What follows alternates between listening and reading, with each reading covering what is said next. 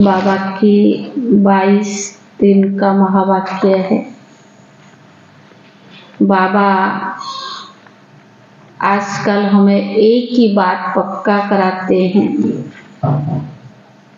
कि बच्चे बाप की याद में कैसे रह सकते हो, क्या पुरुषार्थ करना पड़े, क्या उसके लिए हमें मेहनत करनी पड़े, क्या उसके लिए हमें त्याग करना पड़े और क्या उसके लिए हमें सोचना पड़े, युक्तियाँ निकालनी पड़े। कल भी बाबा ने कहा था बच्चे अंतर्मुखी होकर रहना।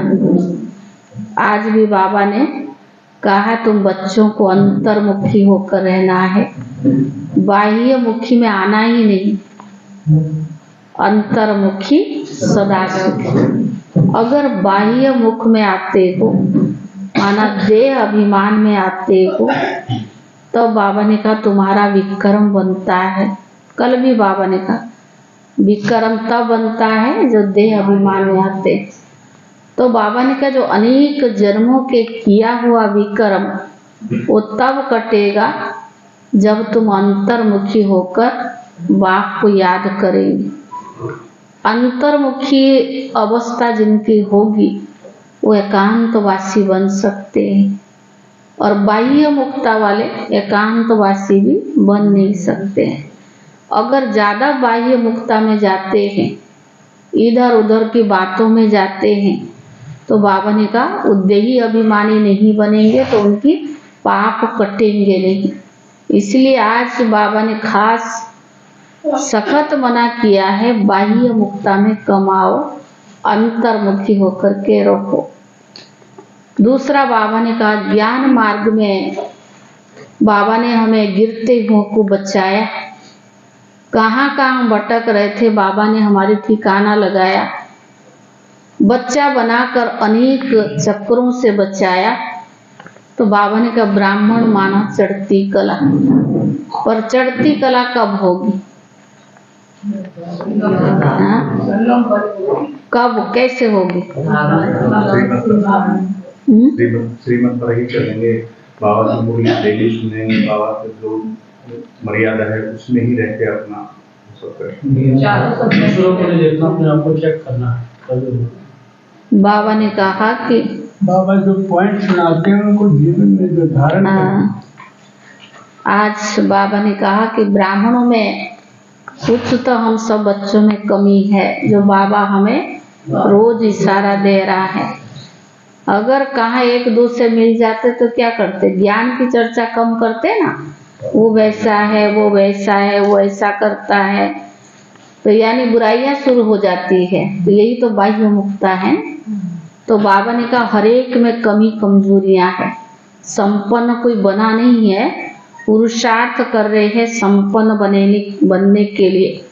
पर बाबा ने कहा कि तुम बुद्धियों को बाबा से लगाओ, इधर उधर की बातों में वैसा करता वो वैसा करता, हमारा क्या जाता है। जब तक बाबा से आपका बुद्धि योग नहीं लगेगा, बाह्य मुक्ता में रहेंगे, तब तक आपका चढ़ती कला नहीं हो सकती है। चढ़ती कला जाने का माध्यम एक ही है कि बच्चे एक बाप की याद में रहो, एकांत में रहो, अंतर्मुखी होकर बाप की याद में खो जाओ। सारे मीठे बच्चे जितना समय मिले अंतर्मुखी रहने का पुरुषार्थ करो। मीठे बच्चे जितना समय मिले अंतर्मुखी रहने का पुरुषार्थ करो, बाह्य मुक्ता में ना आओ, तब ही पाप कटेंगे।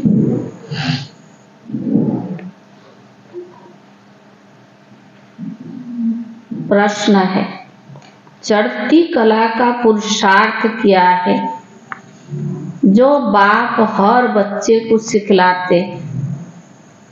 चढ़ती कला का पुरुषार्थ क्या है जो बाप हर बच्चे को सिखलाते हैं?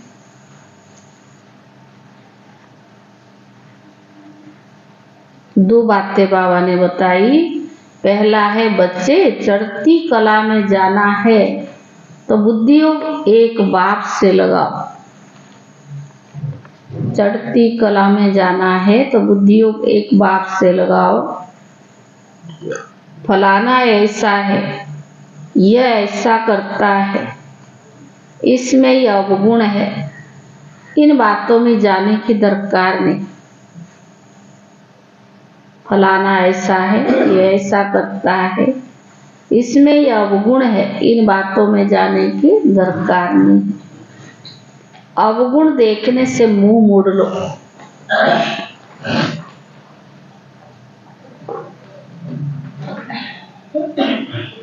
दूसरा, कभी भी पढ़ाई से रूठना नहीं।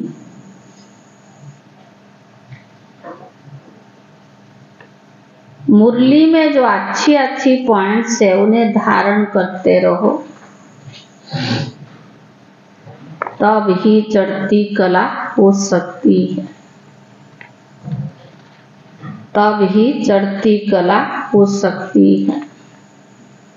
ओम शांति। अभी यह है ज्ञान का क्लास और सवेरे है योग का क्लास। योग कौन सा?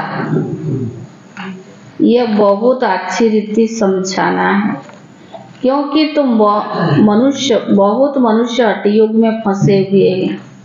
जो हठयोग मनुष्य सिखलाते हैं, पर यह है राजयोग जो परमात्मा सिखलाते हैं। क्योंकि राजा तो कोई है नहीं जो राजयोग सिखलावे। ये लक्ष्मी नारायण भगवती भगवान है। राजयोग सीखे तब तो भविष्य में भगवान भगवती बने। यह है ही पुरुषोत्तम संगम युग की समझानी। इसको कहा जाता है पुरुषोत्तम। पुरानी और नई दुनिया का बीच, पुराने मनुष्य और नए देवताएं। इस समय सभी मनुष्य पुराने हैं। क्यों? नई दुनिया में नए आत्माएं हैं, देवताएं होते हैं ना, वहाँ मनुष्य नहीं कहेंगे। भले है मनुष्य परंतु देवी गुण वाले हैं, इसलिए देवी देवता कहा जाता है। पवित्र भी रहते हैं। बाबा बच्चों को समझाते हैं काम महाशत्रु है। यह रावण का पहला भूत है। कोई बहुत क्रोध करते हैं तो क्या कहा जाता है?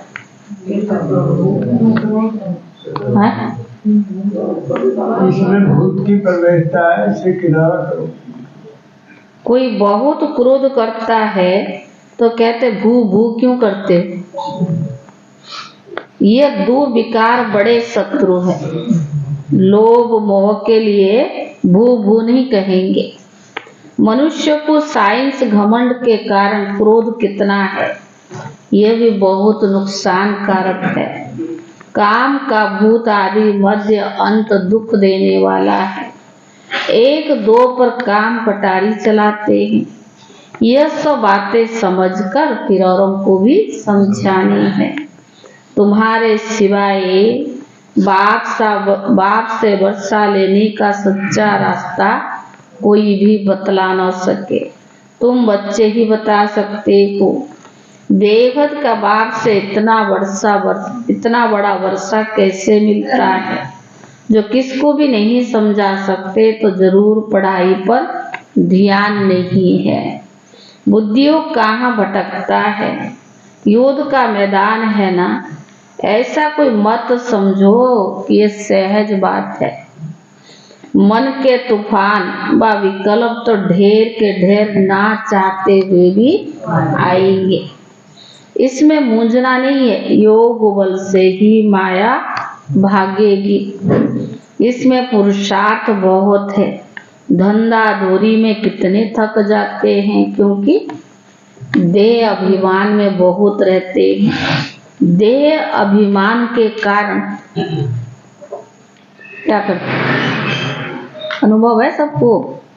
देह अभिमान के कारण क्या करते?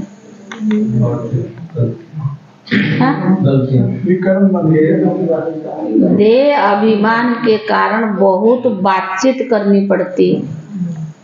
एक ने कहा दूसरे को भी तो उसका कंपैरिजन करके बतानी पड़ेगी ना, तो उसके लिए क्या करना पड़ेगा? डिबेट करते हैं। उसने कहा ऐसा थोड़ी हम सुन लेंगे, जब तक ईंट का जवाब पत्थर का कहते ना, ईंट के जवाब पत्थर की तरह ना दे फिर बनता नहीं ना बातें, हम कमजोर पड़ जाएंगे। इसीलिए क्या करते, बहुत बोलते हैं। तो बाबा ने कहा कि देह अभिमान के कारण, और बाबा ने कहा किसको समझा नहीं सकते, ये युद्ध का मैदान है ना, न चाहते हुए भी इसमें मूंझना नहीं है, योग बल से माया भागेगी। धंधा दूरी में कितने थक जाते, क्योंकि देह अभिमान में रहते हैं। देह अभिमान के कारण बहुत बातचीत करनी पड़ती है। बाप कहते बच्चे अब देही अभिमानी बनो। देही अभिमानी बनने से जो बाबा समझाते हैं वही औरों को भी समझाएंगे। अपने को आत्मा समझकर बाप को याद करो। बाबा शिक्षा देंगे कि बच्चे अब तुम्हें बाहर मुखी नहीं होना है, बाहर मुखी नहीं होना चाहिए, अंतर्मुखी होना है। भले कहाँ बाहर मुखी होना भी पड़े, फिर भी जब फुर्सत मिले कोशिश करो अंतर्मुखी हो जाना चाहिए, तभी जाके तुम्हारा पाप कटेगी। नहीं तो पाप नहीं कटेंगे, ना ऊंच पद पाएंगे। जन्म जन्मांतर के पाप सिर पर बहुत है। सबसे जास्ती पाप इनके है, बताइए। सबसे जास्ती पाप ब्राह्मणों के हैं। उनमें भी नंबरवार है, जो बहुत ऊंच बनते हैं वही बिल्कुल नीच बनते हैं। जो प्रिंस बनते हैं उनको फिर बेगर बनना है। ड्रामा को अच्छी रीति समझना है। जो पहले आए हैं वही पिछाड़ी में आएंगे। जो पहले पावन बने हैं वही फिर पहले पतित भी बनते हैं। तो बाबा ने कहा, बाप कहते मैं आता हूँ इनके बहुत जन्म के अंत के भी अंत में, सो भी जब वानप्रस्थ अवस्था है। इस समय छोटे बड़े सबकी वानप्रस्थ अवस्था है। बाप के लिए गायन भी है, सर्व का सद्गति करने वाला।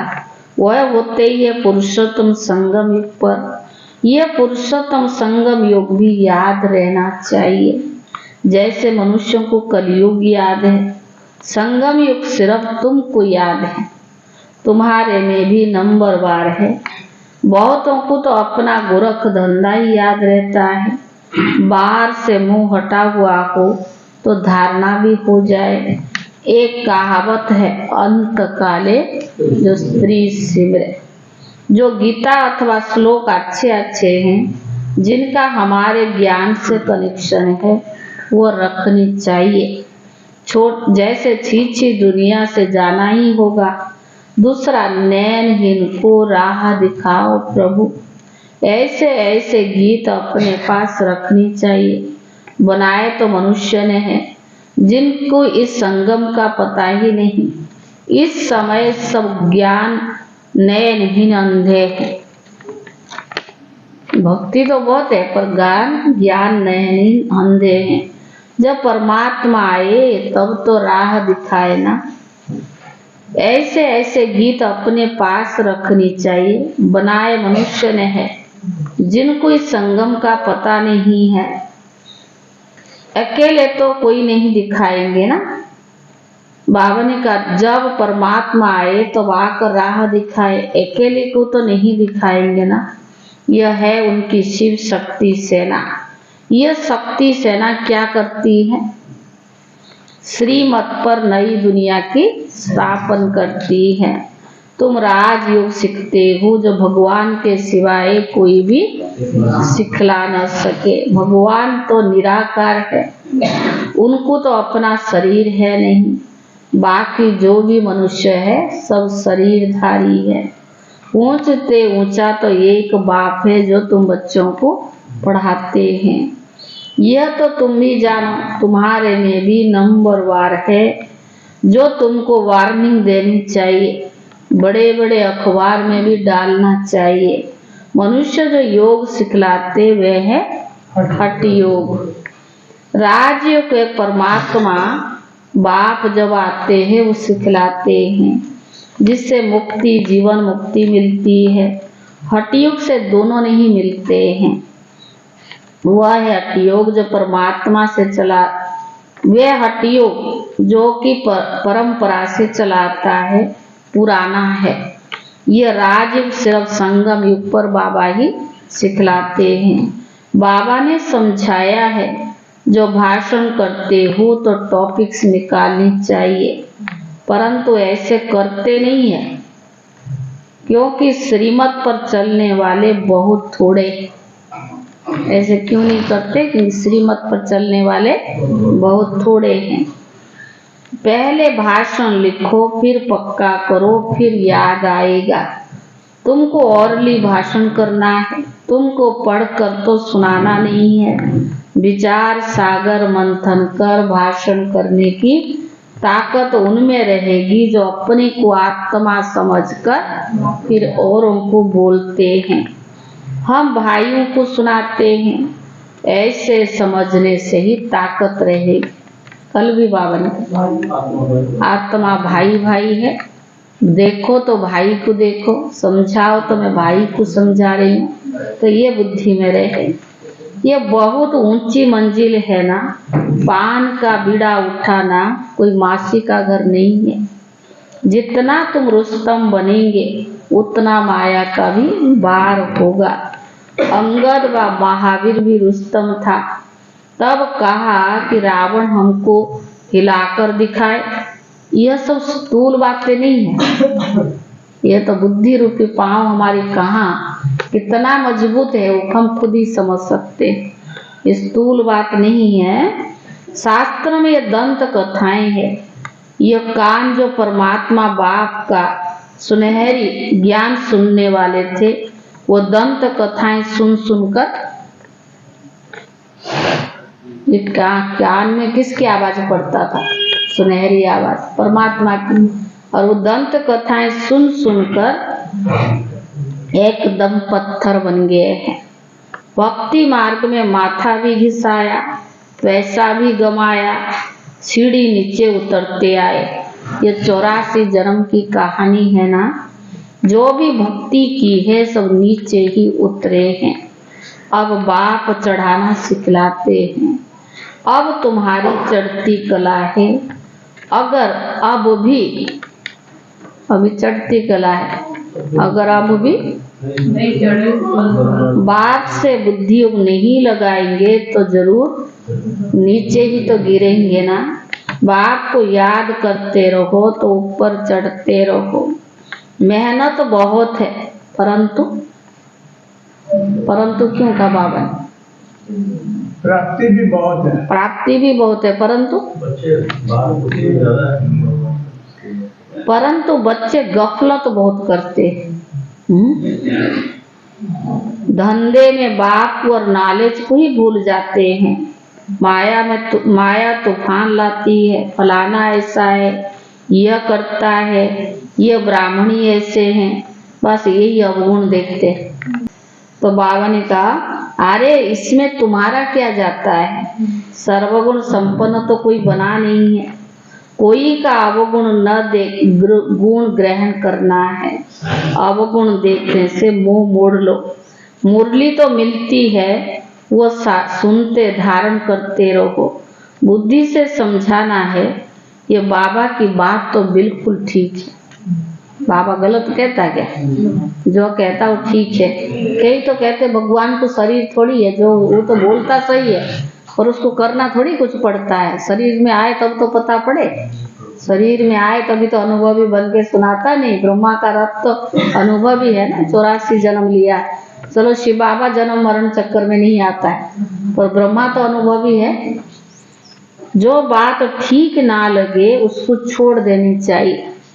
पढ़ाई से कभी रूठना नहीं चाहिए। ब्राह्मणी से व पढ़ाई से रूठना गोया बाप से रूठना है, पर बाबा कहते ऐसे बच्चे बहुत है। थोड़ी बात मानी ना जाए तो रूठ जाते हैं ना, कि बहन जी तो उसकी मानती है, हमारी थोड़ी सुनती है, वो पैसे वाला होंगे उसकी सुनती है कईयों की संकल्प होता है। अब पैसे वाले या ना है, हमारा क्या करना, जो दोगे तुम्हारी भाग्य बनेगी, ना दोगे ना बनाओ। तो बाबा ने कहा ऐसे बहुत बच्चे जो फिर सेंटर पर भी नहीं आते, भले कोई कैसा भी है, अरे तुम्हारा काम तो मुरली के है, मुरली जो भी सुनाए उनमें से अच्छी अच्छी पॉइंट धारण करनी है। किसी से बात करने में मजा नहीं आता है, इससे तो शांत करके मुरली सुन करके चला जाना चाहिए। बात करने में मजा आता है, और कई जन्म के आधा कल्प की आदत पड़ी हुई है ना। तो बाबा ने कहा इससे तो शांत रह करके चले जाना चाहिए, कभी रूठना नहीं चाहिए कि यहाँ नहीं आएंगे, नंबर बार तो है ही। आता संकल्प हाँ, और भी आस पास खुला है तो मना थोड़ी है। तो बाबा ने कहा नंबर वार तो है, ये भी अच्छा है जो सुबह को तुम याद में बैठते हो, बाबा आकर सर्च लाइट देते हैं, बाबा अनुभव सुनाते हैं, जो बैठते हो जो अनन्य है वो बच्चे पहले याद आते हैं। भले विलायत में है, कलकत्ते में है, तो पहले अनन्य को याद कर सर्च लाइट देते हैं। बच्चे तो भले यहाँ भी बैठे, परंतु भले मधुबन में सामने बैठे, परंतु बाबा किसको याद करता है? परंतु बाबा उनको याद करते जो सर्विस करते हैं। जैसे अच्छे बच्चे शरीर छोड़ चले जाते हैं तो उनकी आत्मा को याद करते हैं, क्योंकि बहुत सर्विस करके गए, तो जरूर यहाँ ही नजदीक कोई घर में होंगे, तो उनको भी बाबा याद कर सर्च लाइट देते हैं। तो यह सब बाबा के बच्चे हैं, परंतु कौन कौन अच्छी सर्विस करते हैं यह तो सब जानते हैं। बाबा ने कहा सर्च लाइट दो तो देते हैं, 2 इंजन है ना, यह भी इतना ऊंच पद पाते तो जरूर इनमें ताकत होगी। कौन? ब्रह्मा बाबा। भले बाबा कहता हमेशा यही समझो कि हमें शिव बाबा पढ़ाते हैं, तो उनकी याद भी तो रहनी चाहिए ना। बाकी यह तो समझते हो यह 2 बत्ती है, और तो कोई में 2 बत्ती नहीं है, इसलिए यहाँ 2 बत्तियों के सन्मुख आते हो तो अच्छी तरह से रिफ्रेश हो जाते हो। पर टाइम भी सवेरे का बहुत अच्छा है। भले सारा दिन धंधा धोरी करते चलते फिरते याद करो, पर टाइम सबसे अच्छा कौन सा है? सवेरे का है। स्नान कर छत पर एकांत में चले जाना चाहिए। वो कई दिनों से बाबा परसों भी यही बात बार बार कहा कि मधुबन में जाते हो स्नान करके छत पे चले जाओ। बाबा ने इसीलिए बड़ी बड़ी छतें बनाई हैं। देखा मधुबन में कितना बड़े बड़े मकान। आपने कोई मानसरोवर गए जो भट्टी के गए थे, कितने बड़े बड़े छाकर उसमें वो बनाए, जो पेरिस में पेरिस वगैरह बनाते हैं ना, तो ऐसे विदेशी लोगों के हिसाब से बहुत अच्छा बनाया। ऊपर जाओ तो पूरा दिखाई देता है। तो बाबा ने कहा पादरी लोग भी एकदम साइलेंस में जाते हैं तो जरूर क्राइस्ट को याद करते होंगे, गॉड को जानते नहीं। अगर गॉड को याद करते होंगे तो शिवलिंग भी बुद्धि में आता होगा। अपनी मस्ती में जाते हैं तो उनमें गुण उठाना है। दत्तात्रेय के लिए भी कहते कि सबसे गुण उठाते थे। तुम बच्चे नंबरवार दत्तात्रेय हो। यहाँ एकांत तो बहुत अच्छा है, जितनी चाहे यहाँ कमाई कर सकते हो। बाहर तो गोरख धंधा याद पड़ेगा। 4 बजे का टाइम बहुत अच्छा है, बाहर कहाँ जाने की जरूरत नहीं है। घर में बैठे हो, पहरे पर हो। यज्ञ में पहरा भी तो रखना पड़ता है ना। यज्ञ के हर वस्तु की संभाल भी करनी पड़ती है।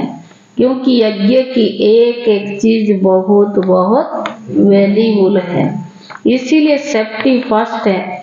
यहाँ कोई आएंगे नहीं समझते यहाँ जेवर आदि कुछ है नहीं। ये मंदिर भी नहीं है। आजकल चोरी सब जगह होती है। विलायत में भी पुरानी चीजें चोरी करके ले जाते हैं। जमाना बहुत डटी है, काम महाशत्रु है, वह सब कुछ भुला देता है। तुम्हारे सवेरे का एक क्लास होता है, वो एवर हेल्दी बनने का है, और फिर यह एवर वेल्दी बनने का है। बाप को याद भी करना है और विचार सागर मंथन भी करना है। बाप को याद करेंगे तो वर्षा भी याद आएगा। ये युक्ति बहुत सहज है। जैसे बाप बीज रूप है, झाड़ के आदि मध्य अंत को जानते हैं, तुम्हारी भी धंधा यही है। बीज को याद करने से पवित्र बनेंगे, चक्कर को याद करने से चक्रवर्ती राजा बनेंगे, अर्थात धन मिलेगा। राजा विक्रम और राजा विक्रमादित्य दो स्तंभत मिक्स कर दिए हैं। रावण आया तो विक्रम स्तंभत शुरू हुआ, डेट बदल गई।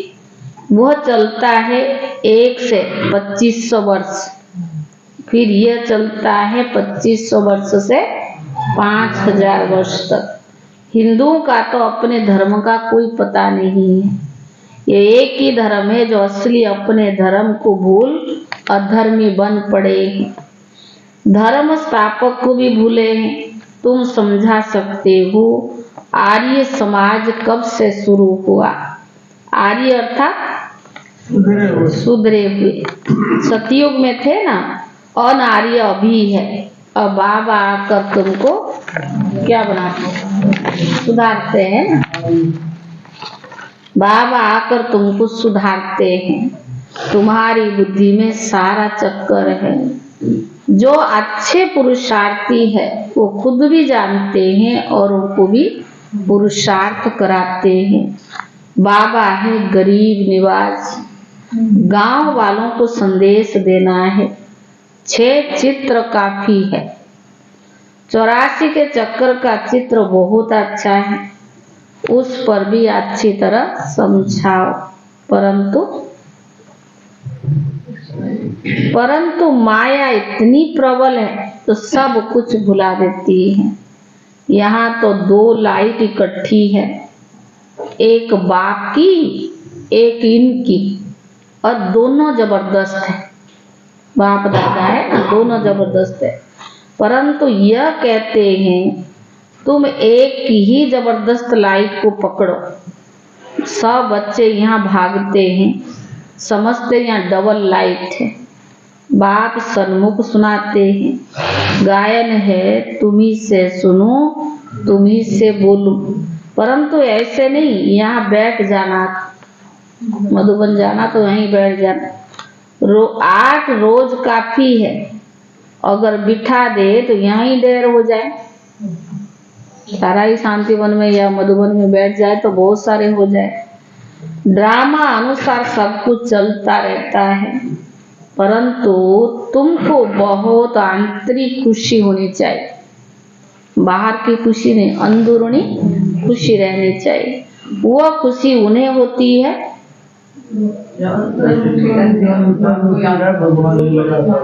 जो आप समान बनाते, प्रजा बनाए तब तो राजा बनेंगे ना। पासपोर्ट भी चाहिए। कौन से पासपोर्ट? बीकेगा। बाबा से कोई पूछे तो बाबा फट से कहते हैं अपने को देखो कि मेरे में क्या क्या गुण है। स्तुति निंदा सब कुछ सहन करना पड़ता है। जो यज्ञ से मिले उसमें ही खुश रहना है। जो बाबा खिलाए, जहाँ बिठाए, जैसे चलाए, उसमें ही खुश रहना है। यज्ञ के भोजन से तो बहुत लाभ चाहिए।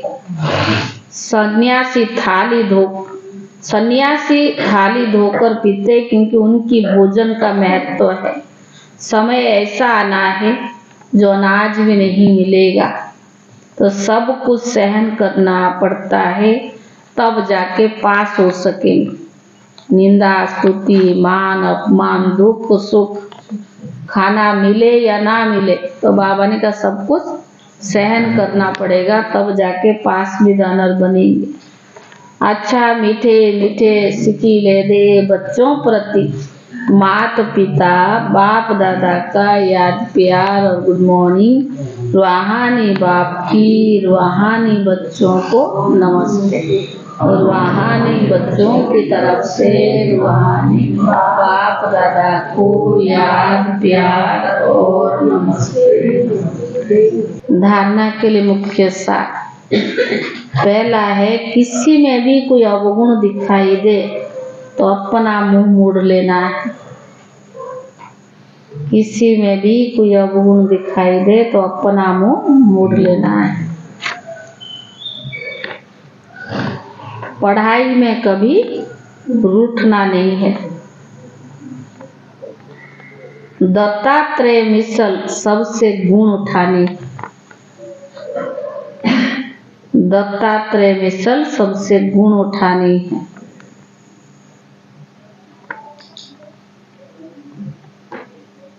दूसरा, बाहर से बुद्धि निकाल अंतर्मुखी रहने का अभ्यास करना है।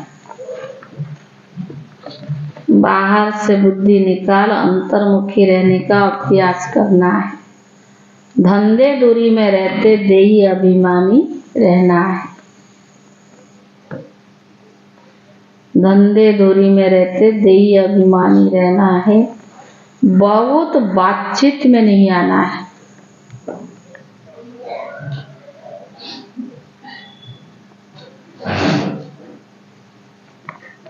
बहुत बातचीत में नहीं आना है।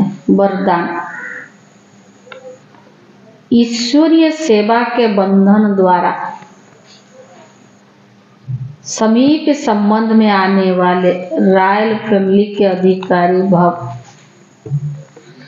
ईश्वरीय सेवा के बंधन द्वारा समीप संबंध में आने वाले रॉयल फैमिली के अधिकारी भव।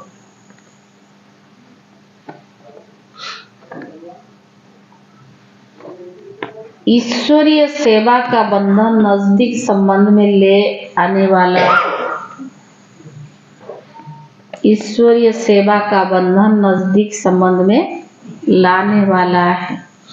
जितनी जो सेवा करता है उतना सेवा का फल समीप संबंध में आता है। जितनी जो सेवा करता है उतना सेवा का फल समीप संबंध में आता है। यहाँ के सेवाधारी और वहाँ के सतयुग के क्या होंगे? यहाँ के सेवाधारी और वहाँ के रॉयल फैमिली के अधिकारी बनेंगे। जितनी यहाँ हार्ड सेवा करते हो उतना वहाँ देखो यहाँ का वहाँ मिलेगा। जितना यहाँ हार्ड सेवा करते वहाँ उतना आराम मिलेगा। उतना आराम से सिंहासन बैठे, आराम पर सिंहासन पर बैठेंगे। और यहाँ जो आराम करते हैं तो चलो ये दो जगह तो सुख मिला गया नहीं ना। यहाँ भी सोए रहो मस्ती मरा और वहाँ भी बना, ऐसा तो नहीं होगा ना। यहाँ जो करेंगे वहाँ रॉयल फैमिली के अधिकारी बनेंगे। जितनी यहाँ हार्ड सेवा करते उतना आराम से सिंहासन पर बैठेंगे। और यहाँ जो आराम करते हैं वहाँ काम करेंगे। एक एक सेकंड का एक एक काम का हिसाब किताब बाप के पास है। मनुष्य को छुपाओ, भगवान के पास। आप कितना करते हो वर्णन करने की आवश्यकता नहीं, लेकिन ऊपर वाले के पास है। एक एक काम का हिसाब किताब बाप के पास है। स्लोगन, स्व परिवर्तन द्वारा विश्व परिवर्तन का वाइब्रेशन तीव्र गति से फैलाओ। स्व परिवर्तन द्वारा विश्व परिवर्तन का वाइब्रेशन तीव्र गति से फैलाओ। आज है 22 मार्च, 3 मास पूरा होने को जा रहा है। क्या किया? 22 मार्च है आज। अव्यक्त इशारा विधि और विधान को जानने वाले बच्चे हर संकल्प हर कर्म में सिद्धि स्वरूप होते हैं। सिद्धि स्वरूप अर्थात बेगमपुर के बादशाह भविष्य राज्य भाग्य प्राप्त करने के पहले वर्तमान समय भी बेगमपुर के बादशाह हो। संकल्प में भी गम अर्थात दुख की लहर हो ना सके, क्योंकि दुख धाम से निकलकर आप अभी बाप के साथ संगम युग पर खड़े। कौन हो? बेगमपुर के बादशाह। ओम शांति।